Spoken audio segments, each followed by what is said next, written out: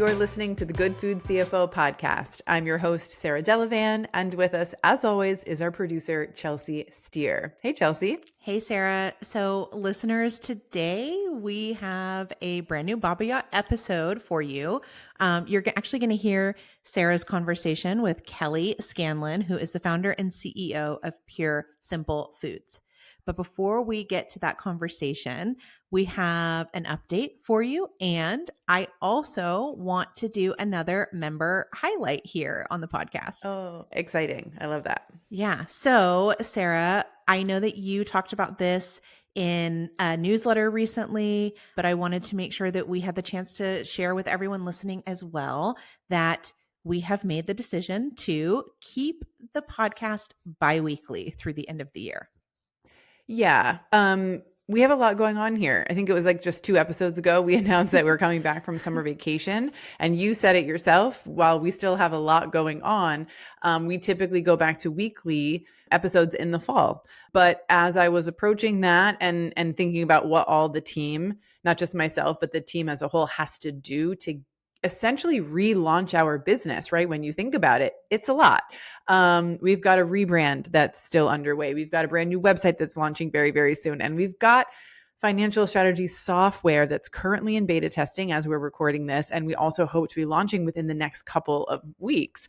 And this podcast is valuable to so many people.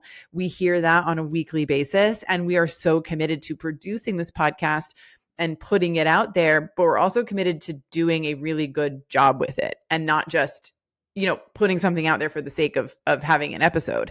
So as the leader of this organization, I listened to what my gut was telling me. I sat down and really thought about what makes the most sense. How do we do the most number of things well? And that looked like just maintaining that bi-weekly podcast schedule through the end of the year. We see our listenership is still solid. We know that there's still value for all of you guys. And so it just feels like the right thing to do and an easy way to get a little bit of time kind of back, if you will, to continue focusing on this relaunch. And then in the new year, we expect things to calm down, quiet down a little bit, get a little bit more, back to business as usual. And we'll bring the episodes back to weekly at that point. Yeah. And I also want to make it very clear that even though we are going bi-weekly, each of the episodes that we have planned for the rest of this year are, as we like to call them, juicy, good, exciting episodes. I think, why don't we tease them a little bit, actually? Yeah. So we have, like I said, this episode with Kelley Scanlin. This is a Baba Yacht episode. I know that we have an episode coming up where we're going to be talking about some of the things that we've learned and heard from our beta testers throughout the beta testing period. We have at least one more Baba Yacht episode coming up that is going to be, I think, a very, very exciting one. And as we teased earlier this season, we have a financial audit episode coming up, which will be the first of its kind. And I'm very excited for you all to hear that one as well. Yeah, we're recording that one really, really soon. So I'm also excited about that one. Yeah, so some exciting stuff coming up. And as we've also talked about here, in the past couple episodes, Sarah, our membership continues to grow. We continue to see new members every month, and we've got some new highlights to do here on the podcast. So I'd love to get into that. Yeah, let's do it. So today we are highlighting our member, Shane O'Donnell of Heartwood Mushrooms. Heartwood Mushrooms is a sustainable mycology brand based in Little Current, Ontario, Canada. One of a couple Canadian, founders that have joined us in the membership. So super exciting. They specialize in high quality mushroom products like grow kits, mushroom-based spice blends, and dried CPG. They focus on education, innovation, and community through hands-on and virtual workshops that empower people to explore fungi's potential for health, cuisine, and environment. And Shane actually shared a little bit more with me about, what they do with these workshops and how they are innovating through their R&D practices, and it's all seems really cool. Like they're involved in their local public school, system, and their workshops have been kind of aligned into the local public schools. And then they're, as I said, doing some R&D and finding how to utilize the mycelium to basically create like recycled products that people So can, cool. use in their home. Yeah, it's very cool. So he shared with me that their mission at Heartwood Mushrooms is to make people healthier and happier using fungi, part delicious food, part engaging education, and part inspiring R&D. I love it. And Shane he's a very recent member, just joining as we're recording this in the past couple of weeks, and loved getting a message from him that said, "Hey, I want to be a part of your software beta testing. I have a background in software development, would love to do it." And of course, I was like, "Yes, please." The whole point of beta testing is to get the best possible feedback that we can, and having someone as a part of the beta testers who has kind of done this before was something that was really exciting for us. And he has been, as all of our beta testers have been, such a benefit to this process. So insightful, so helpful. And it's just been a pleasure to get to know him over the past couple of weeks, and also to get to know his business. So thank you, Shane, for supporting our work, for being a part of our community, and for all of your support in getting this software launched in its best possible version. Yeah, and if you're listening and you want to learn more about Heartwood Mushrooms, you can go to their website at heartwoodmushrooms.ca. That's HEARTWOOD mushrooms.ca. Okay, Sarah, so let's talk about Kelley Scanlin. Oh my gosh. Chelsea, you never know exactly what to expect when you're about to go into a Bobbiat episode. We do a questionnaire with our Bobbiats beforehand to make sure that I've got a good sort of meaty list of questions to ask, and ways to kick off the conversation. But from there, you never really know where it's going to go and what you're going to learn. And I have to tell you that I did not want my conversation with Kelley to end. So much so that I invited her back already, like at the end of the episode. She's the founder of Pure Simple Foods, as you mentioned at the top of the episode, which is the parent company of emerging CPG brands Lark-Ellen Farm and Purely Sprouted. Now, Lark-Ellen Farm was her first brand that started at a local farmer's market and has since grown into two nationally recognized brands supported by an industry certified manufacturing facility. Now, this growth has happened since 2015, right? When Lark-Ellen launched. And as CEO in that time, Kelley has built a state-of-the-art factory, scaled a high-performing team, championed a business ethos, which we talk a lot about, that is defined by integrity, transparency, and an unwavering commitment to quality, even when that requires the harder path. Her mission since day one has been to create food that nourishes and heals rather than harms. And I think one of the through lines in this episode is how her mission and ethos has truly informed the decisions that she has made as a founder. So we talk a lot about that. We talk about the early days, of course, like so many female founders. She was a mom, right? Life didn't always look perfect personally as she's getting this business launched. And I think that's something that so many women can relate to.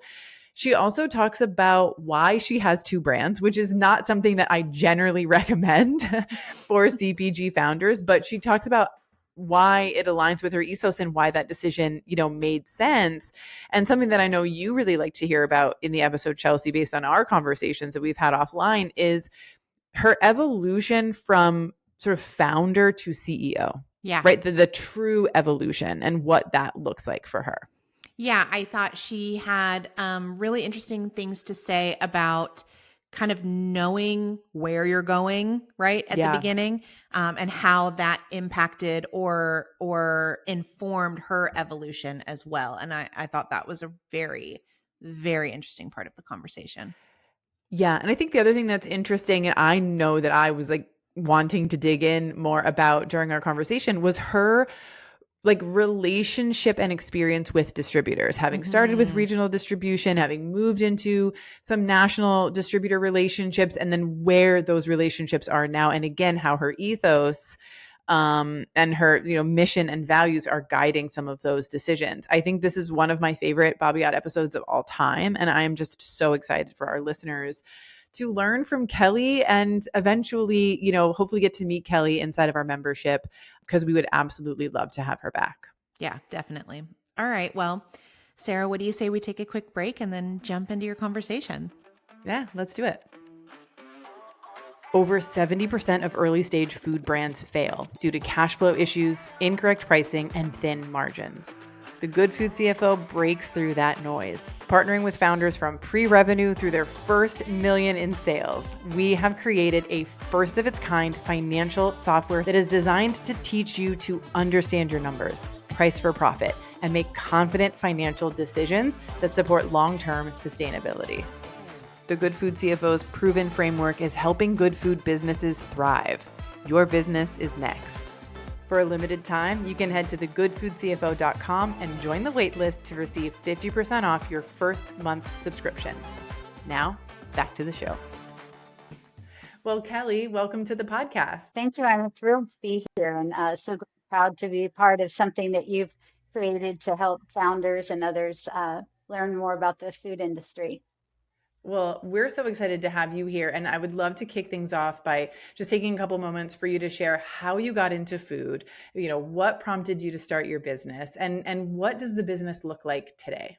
Well, it's a story that you've probably heard before. I had no at all experience in food. I actually started my career in telecommunications and was in marketing and sales for AT&T and retired when I had kids. After divorce, I found myself back in the small town that I grew up in, and I was now a single mom and had two kids and figuring out what I was doing with my life. And I started having some inflammation in my joints. And so I turned to food to find out if there was something that I was eating that might be inflaming my body and my Yeah. joints. And it was when paleo diet was just starting. And so there was a lot of just new information around nutrition. And I had a personal trainer at the time, and she said, there's a new program called the Whole 30, where you eliminate foods for 30 days, all the good stuff, the Yeah. wine, the sugar, the cheese. The fun things. Yeah. And then you see how you feel, start adding foods back in. And through this whole process, I learned that grains were inflammatory, largely for my body, but I loved breakfast. So Mm, I turned to my kitchen where I started making granolas out of just nuts and seeds. And I started learning more and more about nutrition, about sprouting, which is something we can talk about, but is what my company is known for.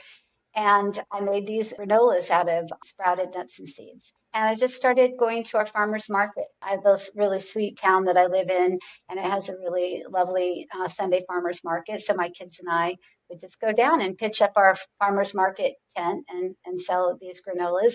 And that's really how we got started. yeah. What year was that, may I ask? I think the first tent we pitched was in the first part of 2015. So this Okay. is our 10-year anniversary. Amazing. It was a really interesting time and really just a humble, just organic time of just me trying to figure out how to feed my children, how to take care of myself, and just being at the farmers market, being part of a community. And we had a forager from Whole Foods come by, an amazing woman by the name of Monica. She has been just amazing to me over all the years, and to a lot of other women entrepreneurs in the food business. And she helped me get into Whole Foods, and that was really how we got started. Yeah. And today we are a much more complex business. I'll tell you more about that as we go through, but I ended up starting my own manufacturing company. So not only did we start the brand, we started our own manufacturing company, and then through the years, we've developed two brands that we have in the two national brands that we have in the market, and a private label manufacturing business that I run here in our town where we started. Yeah, I'll definitely be interested in talking more about that, because in our community and in our, consulting business, we meet a lot of founders that have that dual business where they have created a brand and through one path or another have the manufacturing facility, right? But a little bit more capacity, to support others and to manufacture for them. So that's super interesting. It's an interesting business for sure. Yeah. So you mentioned that you've got two national brands and the, manufacturing business. Was Hmm. that the vision when you launched? Were you like, I want to have two brands, I want to manufacture for, private label, or was it something completely different? I'm so always so curious as to how something starts and then, how it evolves. I'm laughing because I wish I had had the vision as to like that I set out to do, but I'm just entrepreneurial. And I remember when I was after I retired from AT&T and I was home with my kids, my ex-husband used to come home from work and I would say, I thought of this idea for a business. And he's like, I thought you wanted to go home with your kids. And I was like, it's a great idea. So I think for me, it was more like I love to advance ideas forward. Mm, And I just felt that this was great food that wasn't in the marketplace. And I yeah. really wanted to share it. And I really wanted to find a way to share it. What I didn't know at the time was I knew nothing about grocery. So I didn't understand margin. I didn't understand P&Ls, balance sheets. I didn't understand lean manufacturing. There's so much I didn't understand. I was just pure will. I Just, love I that. want to get this thing forward. The town that I live in is called Ojai, and it's a little valley up near Santa Barbara, and it has really only 8,000 people that live in the town, but the valley's about 20,000. But it's amazing. All these brands have come out of Ojai, like the brand Kavita, Mm, that is a big kombucha brand that sold to Pepsi for, several $100 million. It started in Ojai, and we've had a lot of women founders start these food brands or CPG brands in this little town. And I think I had that in my mind, and I was like, I mm. want to do that, not really understanding what I was signing up for at Yeah, the time. yeah. You mentioned, so I like to, be transparent with our listeners that we do a little questionnaire just to kind of get some insights into you and your business before we meet. And I can kind of get some ideas on like where I want to dig in and some Sure. interesting things. And so I'm going to read just really quickly something that you mentioned. You noted that your vision for the business has evolved, as you just described, to include like standing the test of time through innovation, scaling responsibly, and creating real value for both customers, your team, and shareholders. And when I read that, I was like, I want to know more about like your philosophy, like how you approach that, how you do that. So like maybe we just take it step by step here, but Sure. standing the test of time through innovation. I think this is so key. But how do you, I think my one question is, what did innovation look like for you, and how do you not like abandon your core customer while innovating? Well, that's how I ended up with two brands, honestly. It's a great question. So when I started at the farmers market, my first company is called Lark-Ellen Farm, and it's named after a little farm that I live on here in Ojai. I created these, as I talked about, these granolas without oats. Yep. They were made with sprouted nuts and seeds, and they were organic. My ethos have always been organic. So what I didn't understand was that's really expensive. Like, Mm, there's a reason in this country why food that's cheap is full of, crap, really, yeah. because that's cheap. And when you make something that's truly healing for the body and truly the right ingredients and you make it the right way, it's going to end up on the shelf really expensive.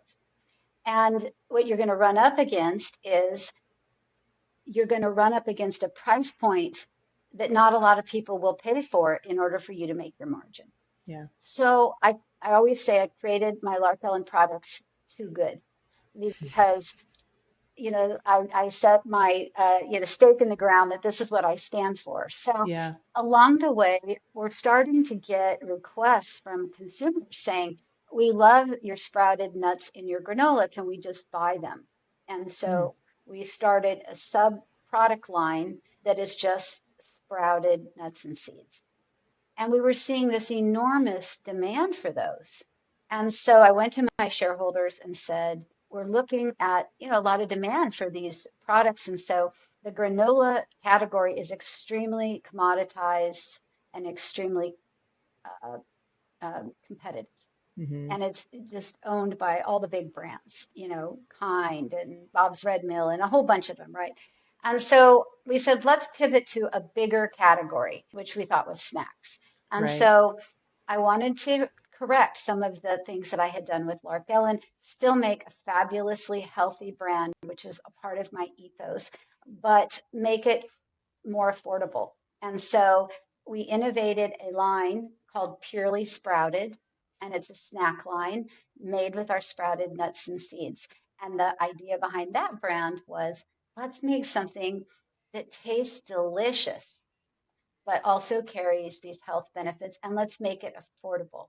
And Yeah. so that's how, through that innovative process, is how I ended up with two brands. I didn't feel that putting a non organic product in the Lark-Ellen family was going to resonate with those customers. So we Yeah. came up with a separate brand. That's a way of explaining how I've used innovation to try and maneuver through this industry.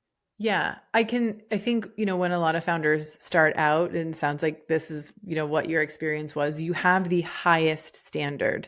It looks like we're going to use glass jars. We are going to source, locally, ethically, the like organic, right? All of those things. And then you learn the lesson like you did. This is very expensive. And there is a customer for that, but Yes. there's also a customer who wants, as you said, the healthy ingredient, right? The those sprouted nuts in your case, but they can't hit the price point.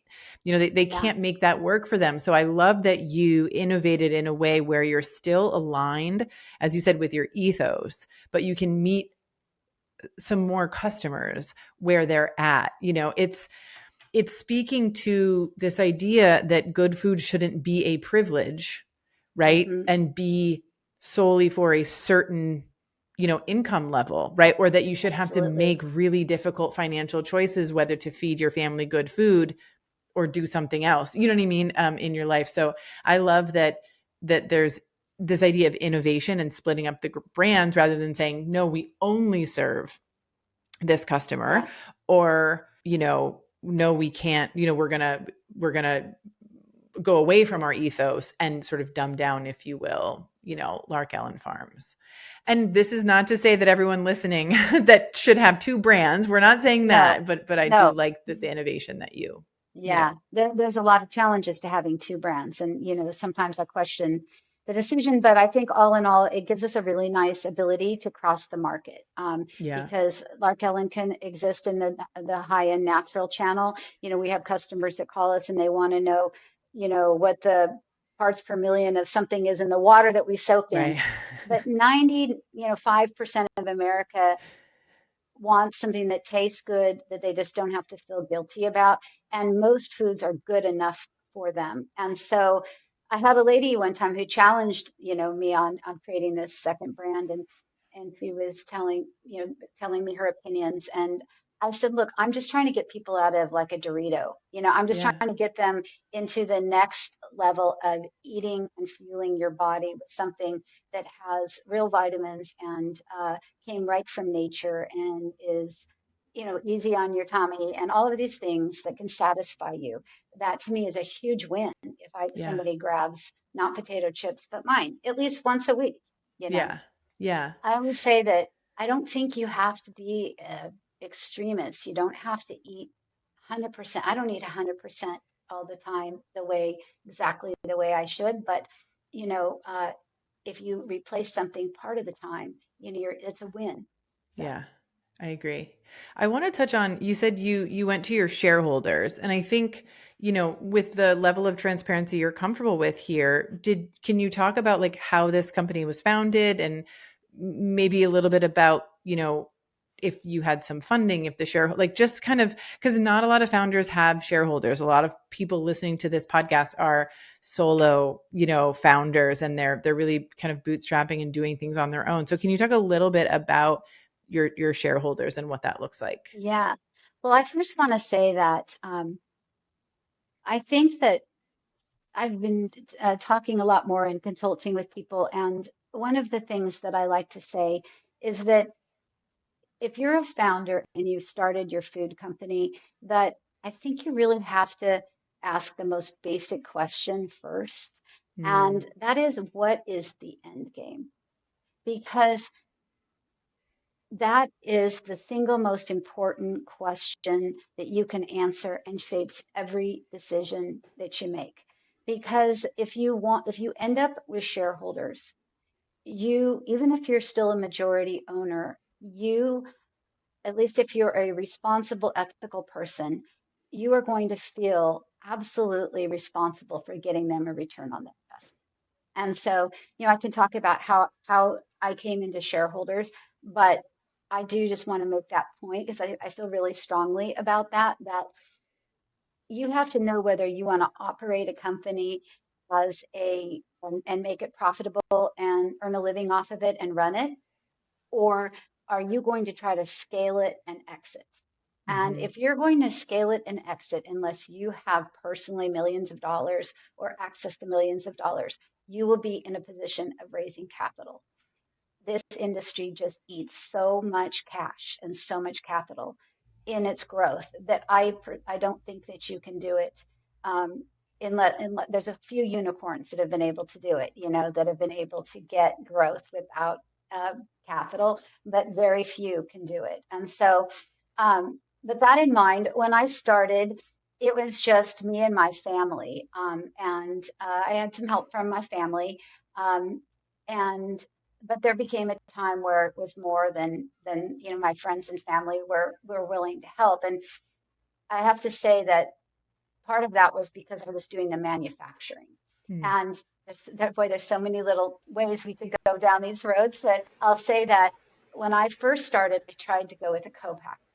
And I went with someone who was recommended to me, who I was onboarding with, and I had bought some equipment for him. And I got a call one day on the phone, somebody saying the person you're working with is not who he represents, or not. mm, I mean, he's not who he says he is. Anyway, I went through and did some reconnaissance work and found out that I was with somebody who was not only taking me for a ride, but other people for a ride. oh, And I lost like $50,000. And we wow. almost went down then, but we didn't. And we found our way back. But when you're building the manufacturing, um, you don't have the scale to generate enough money, to cover your cost of goods. And so Yeah. in the early days, I was constantly looking for money. And so I went to my local network, people I met at the farmers market, and asked them if they wanted to invest. And of course, people, would say no, but I know this guy, and he Mm, likes to invest in founders. And so it went, and I ended up meeting somebody who was involved in the Santa Barbara Angel Investor Group. And they invited me to pitch to the Santa Barbara Angels. And I think my first round was I raised um, $350,000. And I thought, oh my gosh, that was, amazing. And so mhm, I started with them. And then it became obvious that I was going to be needing to raise not hundreds of thousands, but, more money. And I did the same thing, networked. And I ended up with um, I mean, just an amazing investor who really loves to invest in people. And he opened up his network to me and he's one of my board members today, been a mentor and just an amazing figure. And I'm so lucky because I have so many friends who have raised money with the wrong capital partners, yeah. and they're no longer in business. And so it's like dating, you have to Mhm, make sure it works for you and works for them, and that you're aligned on where you're trying to take the business. It's yeah. so important. Yeah. Well, thank you for sharing that. I think that that's super helpful. And as we talk about your business, what you're able to do, how you're approaching things, having some transparency around, yeah, you've got shareholders, you've got some funding, I think is an important thing for folks to know. So thank you for that. Bill Moses, who started Kavita, I went to him. Well, he was the financier behind Kavita. I went to him early on and had a conversation with him. And I remember him looking at me and I know he was just thinking, don't start this. It's too hard. But he looked at me and he said, Kelley, you'll never know stress until you take Mm, someone else's money. right. And I have found nothing to be truer. If you're really responsible for that money, from the second you put it in your bank account or cash the check, you instantly know that your life has changed, that you're going to need to get them a return on that investment. They've entrusted you. Yeah. And that's everything to me. Yeah. With that, you also say that your vision has evolved and includes scaling responsibly. And Yes, I'm going to go ahead and say that oftentimes when we hear, angel investor, funding that's, more than hundreds of thousands of dollars, that typically involves fast growth, like yes. very fast, and so I would love to hear, what does scaling responsibly look like for your brand? And yeah, and how that relates to shareholder expectations, because it seems a little abnormal, if I might say. I like to say it's like walking a tightrope, because Mm, yeah, we could have a whole podcast on trying to grow and hit profitability all and be yep. profitable or EBITDA all at once. And it's like those two things are polar opposites and they're constantly tugging at you. Yeah. And um, I've definitely made mistakes. Like I would not want to be on here and say I have it all figured out. But I've learned how to sort of do that. And I've gone in like other founders and gone, oh, I got this capital. I'm going to go hire the best broker team and I'm going to go after all the retailers and we're going to be in, 30,000 doors, whatever. Yeah. And the capital just goes out and goes out, goes out. And my shareholders always say, get me the growth and I'll get you the money. But then if you don't get the growth, the money, dries up. So you're Yeah. constantly balancing these two things. And so what I would say is that with me, that uh, I find that what I mean by responsibly is I had to go back and leave ego and even sometimes leave shareholder expectations on the sideline and say, does it matter if I'm in X retailer? No. What matters to me is that I'm getting growth and I'm getting, contribution margin, and that in the end is what the investors want. And so I have one investor, he calls me a lot and he says, well, what news do you have for me today? And sometimes it's not what he wants. It's like, I don't have this big, shiny new retail outlet, but I say, we're working the strategy, we're going deep into our strategy and we're getting the top line revenue that you need. And so sometimes it is that reframing and re-educating. Um, Yeah. the Yeah. other place is as a manufacturer, we have turned to private label. And one of my investors really didn't like private label. And he said, you know, you don't get the multiple at the end if you build a private label business. But what I've tried to hold firm on is that if you use private label and you're a manufacturing company, then it actually helps your brands grow. So the way I like to speak of it is I'm growing my private label business right now and my brands, very similar trajectory. But very Mm, soon there's coming a point where my brands are going to go like this and my private label is going to flatten out. And so private label will have done its job. It will have provided revenue so that I can properly allocate overhead and labor across a broader base. And while I get my brands going. And so yeah. that's another Yeah. strategy. Strategic. Yeah. Can we talk for a second about, this is getting a little bit into the weeds, but I can sort of sense some people having these questions and I always like to try to Okay. sense it and ask it. So when you have I assume, tell me if I'm wrong, that you are creating your products and your private label products in the same facility. Yes. And then you have the same team that is Mm-hmm. creating both sets of products.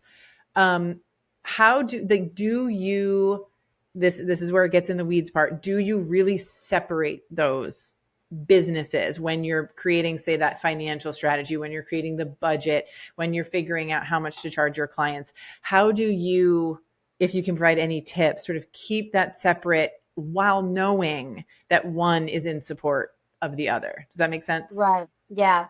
More, how do I keep it in from an accounting standpoint or just in inventory or Any of the above, any any of of the those ways things? that you have found important, because as I mentioned earlier, like there are several folks within our community who are doing this again strategically, to keep their manufacturing teams busy in, let's Hmm. say, the off season for whatever, produce they might utilize, or, just in the dips in seasonality in their business. Yeah, it's critical. Like if you're a manufacturer, I think that it is nearly impossible to get profitable until you're around $8 or $10 million. In, Wow. and so if you look, unless you're, I mean, that number will range depending on where you're manufacturing and the cost of labor and cost of goods. But it's very difficult to find a model where you're a brand new manufacturing and you've got enough scale to hit profitability. And so what I would say there is unless you are just growing like gangbusters and you're doubling year over year, you're going to have to find some way to spread your overhead and your labor across a broader range of revenue. And private label is perfect for that. They say that by the year 2030, that private label could be as much as 30% of the Wow. total grocery spend in the US. And so retailers are looking for people that do private label products. How we separate it on the P&L is we have our distributor line and our trade spend. And then we also have up in revenue, we break out private label or any co-packing that we might do. And it carries maybe a lower margin, but it doesn't carry a lower net margin, Mm, because by the time you figure in the trade spend and the PR and such, I think if I hadn't had my private label, I don't think I'd be in business today wow. because it kept the lights on when we had dips in the brands, kept my employees employed. They're Yeah. really stressful when you have employees and they're coming to you going, "What work do you have?" And we're saying, "I don't have any right now." And they have families and they have, you know, children they have to take care of and parents they have to care for and themselves. And so that private label provides a really great opportunity for them to be able to stay with some consistent work. Yeah. I love that you're sharing this because there's so much like noise and information, right? When you're a founder, I think no matter what industry you're in, but oftentimes we hear like pick a channel and grow in that channel, stay focused. I just shared in a recent newsletter about one of my clients who had three different businesses when I started working with her. There was a through Hmm. line, but each of the products was quite different. There were different teams. It was a really kind of like fractional or fractured sort of group of businesses. They all operated really independently, and the difference there, right, is that they couldn't leverage one Hmm. another, you know what I mean, strategically, as you're describing. So, and I'm bringing this up because, when we hear like focus on one thing, don't try to grow your brand and be a manufacturer at the same time. I think there's nuance to that, as with so many things, right? Where it's like, can this be in support of your primary brand? Can this be in support of your business financially without being a big distraction, without taking away from your ability to focus on your, what I'll call your core brand and core business, and growing that? So I think asking those questions is important, and structuring things in a way where, okay, yeah, it's helping, right? It's feeding the Yeah. same, I was gonna Well, say the yeah, same fire, but I think you're right. And it's so smart of you to coach your clients that way, of course. Uh, I think that when I look at the business, I think that most people, if you ask them, and I was told this, like I got my private label business started in 2017. I was only a couple of mm, year business, and yeah, everybody told me, "Don't do it. You're going to erode your brand." But it's the best thing I ever did. And what happened? what happens is that if you end up making, you can go in different channels. Like, let's say your product is really focused on natural grocers and Whole Foods and Wegmans and your high-end market. You can go find a small, a company that is servicing a lower marketplace, and Mm-hmm. you put your products there. Somebody else is going to show up there, whether it's you or somebody else is going to make it for them, so it might as well be you. And so Yeah. I think you can just choose your channels and figure out a channel strategy that supports you going into private label and to listen to your gut and to read your data. I mean, Mm. I think that's what I love so much about this podcast and what you talk about is that the answers to every question that you have as a CEO or a CFO or somebody running a food company is the answers in the data. It's in the numbers. Yeah. Should I go to this channel? Should I not go to this channel? Should I do private label? Should I not do private label? The answers are not out there. Their answers are in your P&L, right? I love that. Yes, Yeah. absolutely. You are speaking my language. Absolutely. Yes. Yeah. Big, big We yes. say a good CFO is worth their weight in gold. A good CFO, I mean, is worth their weight in gold. It's like when you're first starting out and you don't know financials and you're guessing, the thought of having a CFO or anybody to help you with forecasting is scary because those good people cost money. But if you can find, it's like the one thing that if I could tell any founder is find somebody, a neighbor, a friend, donate a bunch of product, whatever you have to do to get somebody to build financial models that you can use to make data on. I mean, Yeah. you can make decisions on. Yeah. And I think this is a good time for me to plug our software because we built it to meet the need of very Hmm. early stage brands who struggle to afford or to find someone with CPG experience, right? Because something we were hearing over and over is I have my husband or my wife or my, relative is a finance person. They really understand the numbers. And we gave it a go. And because they didn't understand food and they didn't understand the industry, now we need more help, right? Yeah. And a lot of the software, all of the software that's out there is geared toward, $1 million in revenue or more, right? It Hmm. comes with a really high price tag. And so what we're trying to do is just what you described. Help founders create financial forecasts. We're calling them financial scenarios.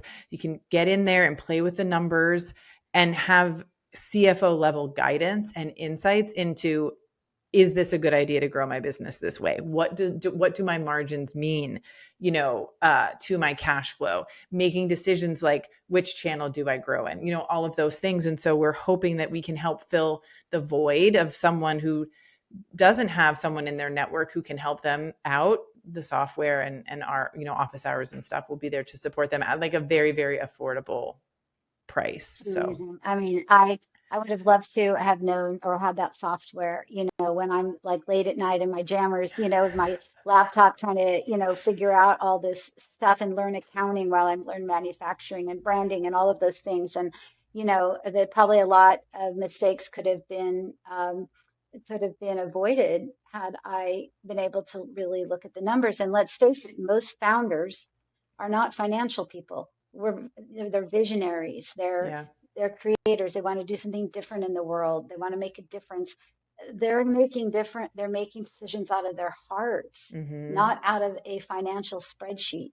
And that's why so many fail, Yeah. because the people that have really done well, honestly, in this business are people have failed and then come back around and started a new brand because they learned all the mistakes. I've been fortunate enough to be able to have opportunities to learn and grow, even though I made a lot of early mistakes. But not everybody gets those chances. And so, Yeah. if you can start with the numbers, you'll be so much farther ahead. And it'll tell you early on whether you even have a business, Yeah. Yeah. right? Do you Yeah. find that? Yeah. And something that we, built into the software too, because it felt so important, is this look into the future of like, when am I going to break even? Is Yeah. it based on what my plans are here, right? And we want to get people before they launch, right? Like put your ideas in here, put your product costs in here, Yes. calculate your margins, build a scenario. Because if this scenario tells you that you're not going to be profitable according to this plan for 5 years, do you still want to do it? Do you have the money? Do you have the tolerance to take on the debt, to potentially have shareholders? Like, does this make sense to you or not? Does it not feel great? And then maybe you rethink what that business plan is or what that business model is, right? That's what we want to do, is give people the power, the information that they can make really informed decisions and not jump into it and a year or two down the road say, I don't know if and when I'm going to make any money Yeah. doing this. And then you make that critical decision of I'm out, when maybe you were on the cusp of getting there, you know what I mean? Or I'm going to keep on going, and you don't realize how long and Yeah. how expensive that road is. Yeah, how much money you have to raise or have to go, if you grow slowly, you just bleed money for years. Yeah. So, there's all these things. And, you're as a founder and you're starting out and you're just trying to make something good. There's so many decisions. And I look at the company now and I'm so far away from that gal who was in a kitchen just trying to feed her family. Now it's like Yeah. I come to work and it's not, making granola. It's looking at my P&L and L and my balance sheet and managing shareholders and innovating new products and dealing with, you know, average order value and cost of Yeah. acquisition and, all these things. And if that doesn't interest you, then that's another thing that you have to look at, because it becomes a business and not Yeah. just a passion, you know. Yeah. So, Absolutely.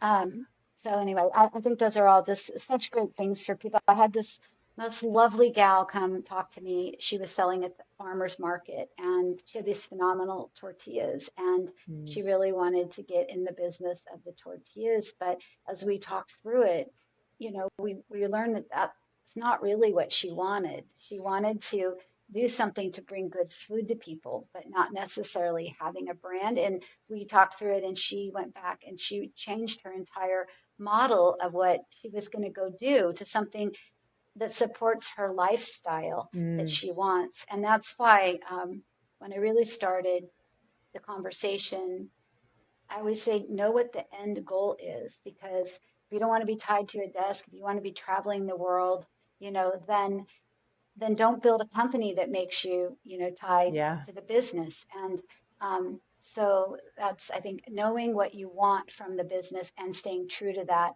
will help you live a more fulfilled life and not get caught in something that you don't want to be in. Yeah, I love that advice. And I think that applies to whether you're like starting a food business or not, or making Hmm. that decision of, do I want to become a national brand? Do I want to stay, regional or local? And how do I make that work for me financially, right? And my lifestyle. And as you said earlier on in the episode, know your end goal. Do you want this to Hmm. be a legacy brand? Do you want to, you know what I mean? And there's no wrong answer, Yeah. right? Because it's your dream, your individual vision. And I want to talk about your path of going from that mom who was trying to feed their family well to, as you described it, having two national brands. Can you talk a little bit about what the journey from farmers market to bigger retail has looked like for you? Yeah, yeah, absolutely. Well, I had to come to the conclusion at some point I really like to work. I like to use my brain and I love to be challenged with problems. So I guess I thrive in this environment. But even saying that, it's been really hard. I mean, Mm, it's just a super taxing. I work really long hours, and it gets better when you have a team. The company can't be hinged all on you. And so right. that was one thing I wanted to bring up that kind of ties into this is when you're building early financial models, you have to build in not you being the only person on the salary, you know, Yeah. or you can't not pay yourself, because eventually you're going to have to pay someone, and you have to have a business that can support salary. Yeah. So like you have to think like, unless you want to do it all yourself all the time, you have to build that model so you at least have fractional financial resources, marketing, sales, because otherwise you're doing everything. And that's really what's been my path, is that I have had to do a lot of it myself. And Yeah. it's been very rewarding because I've done everything here, every job from washing dishes to, putting together the P&L or whatever, but to raising the money. Um, but I think that if I had to go back in time, I would have built the team out earlier because a Mm, company can't survive on just one person doing everything. So with that in mind, I'd say that it just started so it just the early days were so fun. It was just really simple. My mom would order the nuts. That my mom and dad lived here in town, and my mom would order the nuts, and she would soak them in her kitchen, and they would dry them on these little dehydrators. I bought them, and then my dad would take them to my house. I would make the granola, and then he would come back on Saturday night, pick it up, take it to their house, and they would sit in front of the television and watch TV. And I bought them these little scales they put on their TV oh trays, and my they used to, gosh. fill the bags. And then we'd all go to the farmer's market. And then the next thing we knew, we were outgrowing my kitchen and went into a smaller kitchen. And it was our first kitchen was like 150 square feet. It was Wow. tiny. We got into Whole Foods in there. And then I found myself, all of a sudden now we're moving again.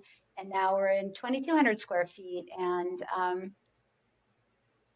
now we have employees, and now we're figuring out payroll, and now we're figuring out Californian employment laws. And I've never done manufacturing. So how do you manage efficiency? And, we can only pack like 300 packages a day, Yeah. and then they're taking more space, and then you're outgrowing that space, and then you're going to a new one. And now when I walk into the factory, I look around and I go, God, we have about almost shy of 20,000 square feet. We have automated lines. We do thousands and thousands of pounds of product a day. Wow. And it's just weird. Like, how did we get here?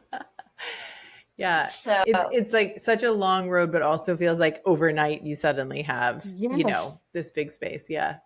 my Yeah. partner, my life partner, he's been with me throughout and been amazing. And he's helped me, really build the facilities and everything. And every time we move into a new space, he's very conservative, and he says, "You'll never need a bigger place than this." And I always look at him and I go, "We'll be outgrowing this in 2 years." And he's like, "No, we'll be able to stay here forever."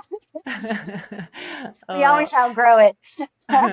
So you mentioned, the forager from Whole Foods came, and you got into Whole Foods. What did the growth look like from there? Did you quickly move into distribution and more retail stores? Can you share a little bit about that? Absolutely. Yeah. So we first got into Whole Foods, and that got us into UNFI.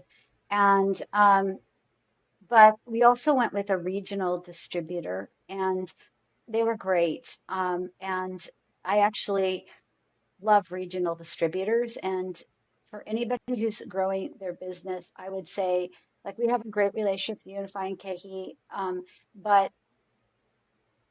there's this thing that happens, I think, in every industry where you think, oh, I've made it when I get into UNFI, or I made it when I get Mm, into Sprouts. And that's where you have to go back to that original what you want, because regional distributors and regional brokers are amazing. You know, they save you a ton of money.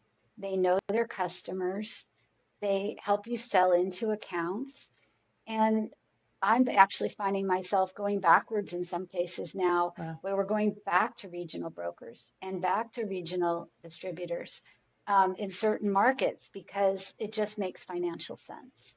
And yeah, This is so fascinating. I've been wanting to talk to a founder who has either exclusively grown through regional, or I didn't even consider someone who had, been national in some areas and then flipped back to regional, because I think my perception is that there's a belief that regional is regional and there is no path to national through a regional network. Can you talk a little bit about that, and to maybe those founders who think, national distributors are the only way to kind of get out of your own neighborhood? absolutely. Well, I think that there's a whole network in the US of great regional brokers and distributors. And so What I would say is, again, it goes back to your strategy. If you, so like for instance, when I raised some capital a couple of years ago, we decided, and we were launching Purely Sprouted. We decided we were going to go hard into Purely Sprouted. And so I hired a guy who had been with a lot of really big brands and had grown them. And I hired a really top-notch brokerage firm. And we went out and bought market share. We went everywhere and we paid slotting fees and we got on the shelf.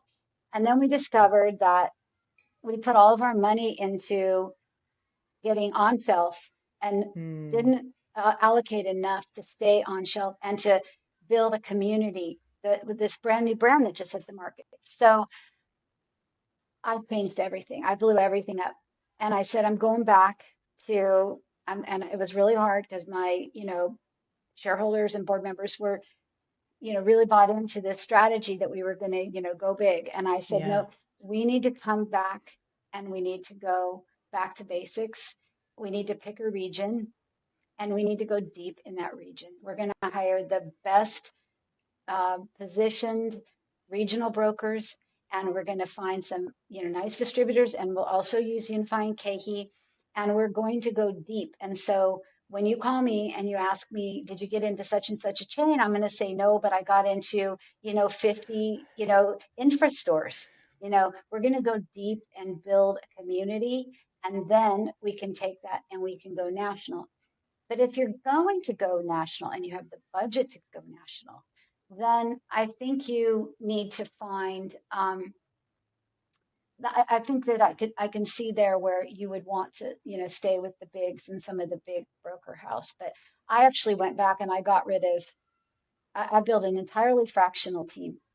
I Hmm. have a fractional CFO, I have fractional sales, I have fractional marketing, and I just found great people who really know their stuff.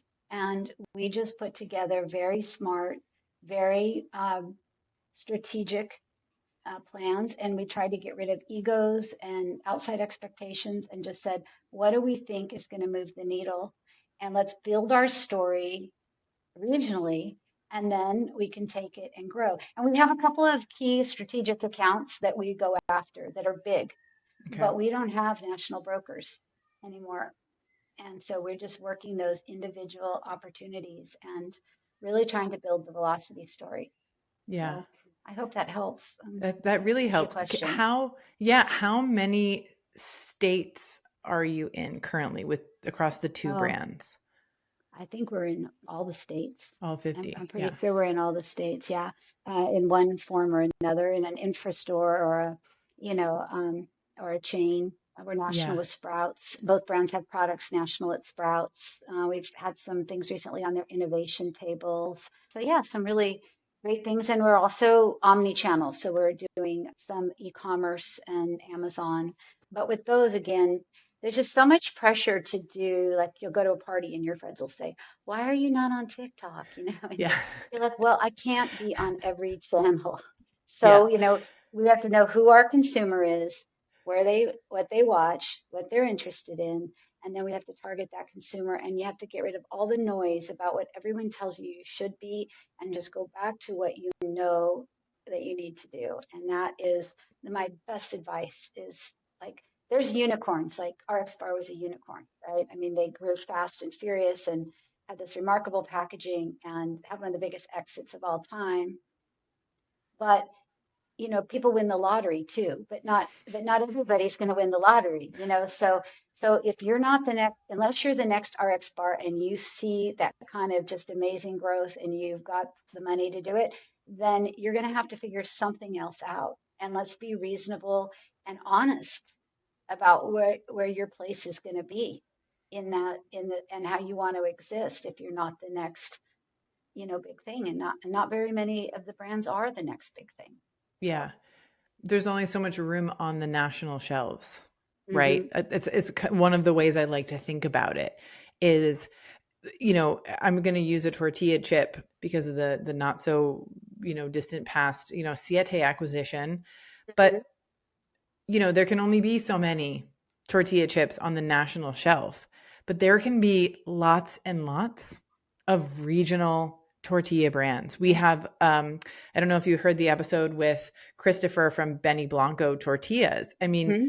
he's not trying to grow a national brand. He is trying to be the best in his area. He has a specific target. He's building a financially sustainable and profitable business. He can give back to the community, right? So it's like, and there are lots of other tortilla brands that are really great all throughout the country. And the way I like to think of it is, you don't have to strive to be the next RX bar, right? As we talked about before, you can choose the path that's right for you. You can make money and have whatever kind of impact you want.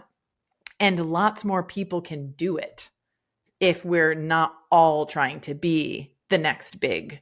brand in a particular category. So I just, Such a service that you're sharing that with people. And I hope people really hear that and take that to heart because, you know, the food industry is still made for the big companies. yeah, It's made for people that can pay to be on shelf, to stay on yep, shelf, can give away. They have huge manufacturing plants. They get great margins. They buy truckloads and yeah. truckloads and they get They have really good tons of prices. debt on their balance sheet, Yeah.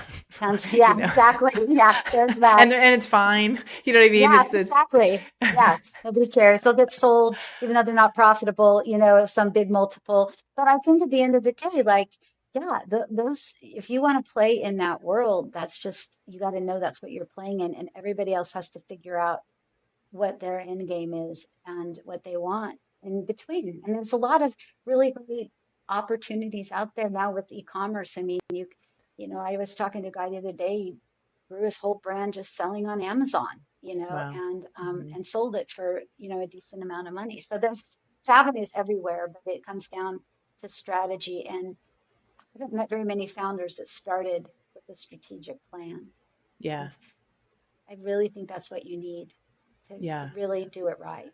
So Well, I mean, that feels sort of like a mic drop moment for me on this. I think, Kelley, I feel like we could talk for so much more. I had other questions prepped for you that we're simply not going to be able to get to. So I'd love to either have you back here on the podcast or maybe inside of our community to talk I directly to love it. founders. I think that I hear questions about infra coming to my mind. We haven't talked about infra here on the podcast. And, you shared between you and I some of your biggest financial lessons is in terms of, looking at those financials and how to take it all in and use them. And I just think that your honesty, your openness is really lovely. I'm so happy to have met Thank you you. and to have had you here on the podcast today. And yeah, open invitation. Come back and talk to Oh, us I'd love more, to. I'd please. love to. And if there's something that listeners are interested in hearing more about, I love it. I'd love to work with people, just free, just to coach. Like, I just really want to give back and share the lessons that I've learned and help other people realize their dreams. I'm very grateful for the experience that I've had, and I want to hopefully be able to share it with others. So thank you so much. I'm sure we'll talk more off the podcast, but I it's hope been so so. Yeah. lovely. Thank you. Well, thank you, Kelley. If people want to learn more about your brand and possibly connect with you, maybe on social media or something like that, or via hmm email, what's the best way for them to find you? They can just email me. My email is Kelley, it's Kelley, and our operating company is called Pure Simple Foods. So Pure Simple Foods is the parent to Lark-Ellen Farm and Purely Sprouted. So you can just write me at Kelley@puresimplefoods.com. And yeah, I love to just network and get to know people. So reach out. Amazing. Yeah, and we'll put that email in the show notes. We'll also put some links to the brand's websites as well in case people want to try the product. It's always so fun to support, people and Thank you. experience the brand after you get to hear them on the podcast. So, Kelley, it has been an absolute pleasure. I will certainly Thank talk to you. you again soon. Thank you so much. Thank you, Sarah. Have a wonderful day. Bye-bye. Wanting to dive deeper into your financial strategy? Visit thegoodfoodcfo.com to learn more about the Good Food CFO software. We'll be back with a brand new episode in 2 weeks. This podcast is for entertainment and informational purposes only and is not intended to provide personalized financial, tax, or legal advice. Every business is different, so please consult with qualified professionals about your specific business and financial situation. Any actions you take based on what you hear on this show are at your own risk.